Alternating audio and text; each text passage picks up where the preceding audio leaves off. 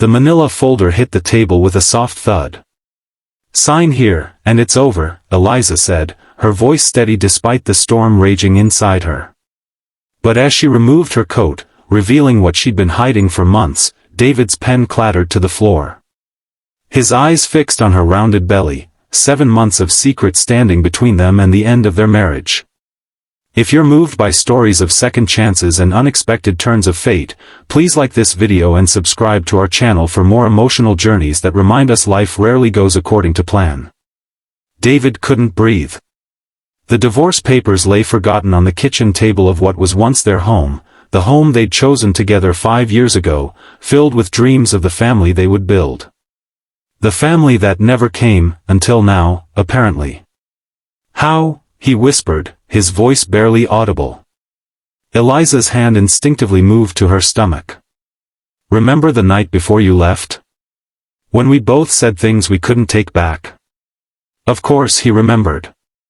It was the culmination of 3 years of fertility treatments, disappointments, blame, and growing silence.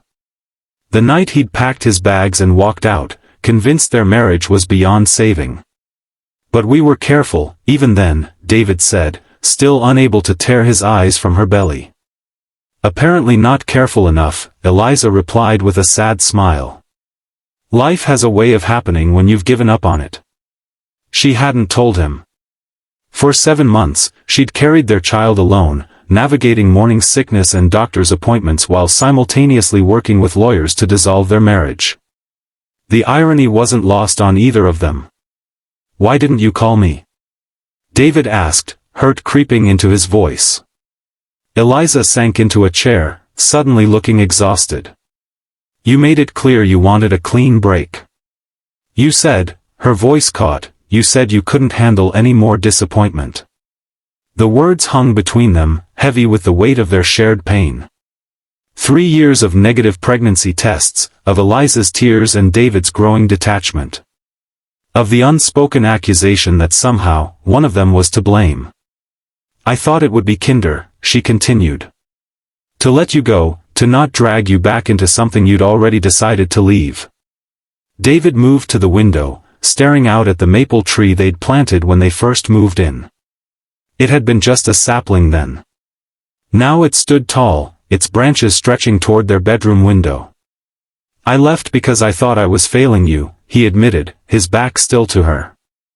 "Every month, watching you hope and then break, I couldn't be the reason for your pain anymore." Eliza's laugh was hollow. "And I thought I was failing you. That my body was betraying us both." The silence that followed wasn't the cold, angry silence that had dominated their final months together. It was thoughtful, filled with unspoken questions. "How have you been?" David finally asked, turning to face her. Really looking at her for the first time since she'd arrived. Her hair was longer, her face fuller. She glowed in a way he'd never seen before. "Scared," she admitted. "Excited. Lonely." She met his eyes. "Wishing things had been different between us." David moved closer, hesitant. "May I?" he asked, gesturing toward her stomach. Eliza nodded, and David placed his hand gently on the swell of her belly. The baby kicked immediately, as if recognizing something in his touch. "He does that a lot," Eliza said softly. "The doctor says he's going to be a soccer player." "He?" David's voice cracked. "A boy. I was going to name him after your father." The mention of his late father broke something in David. Tears welled in his eyes as he remembered how much his dad had wanted grandchildren, how he'd never lived to see this moment. "Eliza, I don't know what to say. I've spent months trying to forget you, trying to convince myself I made the right choice." His hand remained on her stomach, feeling the life they'd created together. "But seeing you now—" "Don't," Eliza interrupted, pulling away. "Don't say things just because of the baby. That's exactly why I didn't tell you. I didn't want you to feel trapped." "Trapped?" David repeated. "Is that what you think? That being with you, having a family with you would be a trap?" Isn't that why you left? Eliza challenged, tears now streaming down her face. Because the pressure of trying to have a baby was too much? David shook his head, moving to kneel before her. I left because I thought I was failing at the one thing that mattered most to you. I left because I loved you too much to keep disappointing you. Eliza's breath caught. And I came here today to set you free because I thought that's what you wanted. They stared at each other, years of miscommunication and unspoken fears finally laid bare between them. What do we do now? Eliza whispered. David looked at the divorce papers, then back at Eliza. I don't know. But I do know I don't want to sign those papers. Not today. Not without at least talking about what this means for us. It doesn't have to mean anything, Eliza said, though her voice lacked conviction. We can co-parent. Plenty of people do it. Is that what you want? David asked quietly. Eliza's silence was answer enough. The following weeks were awkward, tentative. They agreed to postpone the divorce, to attend counseling, to try to understand what had gone wrong and whether it could be fixed. David moved back into the guest room, close enough to help Eliza as her pregnancy progressed but maintaining the distance they both needed to think clearly. Their counselor, Dr. Martinez, didn't offer easy solutions. Instead, she asked hard questions. About expectations. About communication. About the pressure they'd put on themselves and each other. A baby won't fix what's broken between you, she warned during one session. In fact, it will only magnify your problems if you don't address them now. They took her words to heart. Late-night conversations replaced their former silence. They talked about the hurt, the blame, the ways they'd each withdrawn when they should have reached out. I was so focused on becoming a mother that I forgot how to be a wife, Eliza admitted one evening as they sat on the porch swing. I turned something that should have brought us closer into something that drove us apart. David squeezed her hand. And I was so afraid of seeing the disappointment in your eyes that I stopped looking at you at all. The baby's nursery became a joint project, a neutral space where they could work together without the weight of their past. David painted the walls a soft green while Eliza assembled the crib. They argued over furniture placement and compromised on decorations. Small steps toward rebuilding trust. As Eliza's due date approached, the question of their future loomed larger. The divorce papers remained unsigned, tucked away in a drawer. Neither mentioned them, as if afraid to break the fragile peace they'd established. Then, 3 weeks before her due date, Eliza's water broke during dinner. The rush to the hospital, the hours of labor that followed, it all happened in a blur of pain and anticipation.